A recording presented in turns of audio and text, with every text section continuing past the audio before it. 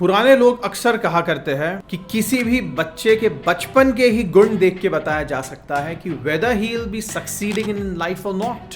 आज हम एक ऐसे बच्चे के बारे में बात करेंगे जो कि एक 20 से 22 लोगों की फैमिली में रहा करता था। उसका परिवार बहुत ही सिंपल तरीके की जिंदगी जीता था।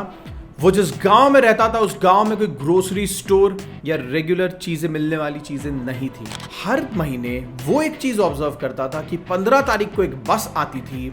बस आने के बाद उसकी मम्मी आंटी सभी लोग उस बस में जाते थे, दूर मार्केट की तरफ जाके अपनी सारी शॉपिंग करते थे, शॉपिंग करके वापस आ जाते थे और वापस आने के बाद सब कुछ नॉर्मल हो जाता था।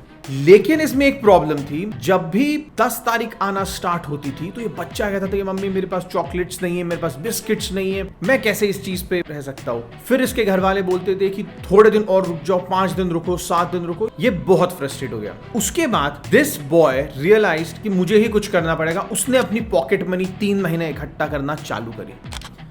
अगली बार फिर 15 तारीख को बस आई। ये भी उस बस में जाके वापस वैसे ही बैठ गया जैसे इसकी आंटीज बैठा करती थी, चुपचाप। इसने बहुत सारी चीजें खरीदी, वापस घर पर आया और हर चीज अपने अलमारी में रख दी एंड ही लॉक्ड हिज अलमीरा।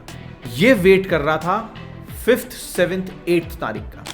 8 तारीख आते आते सारी चीजें घर में खत्म होना स्टार्ट हो गई थी।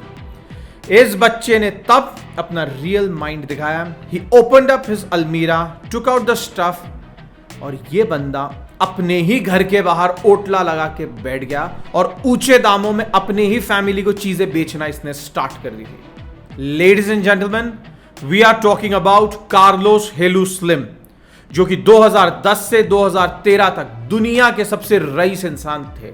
आज की डेट में he is the 10th richest person in the world. From the beginning of his life only, Carlos Helú Slim had that mentality of business in his mind and he wanted to make profits with ethics. So, thank you very much.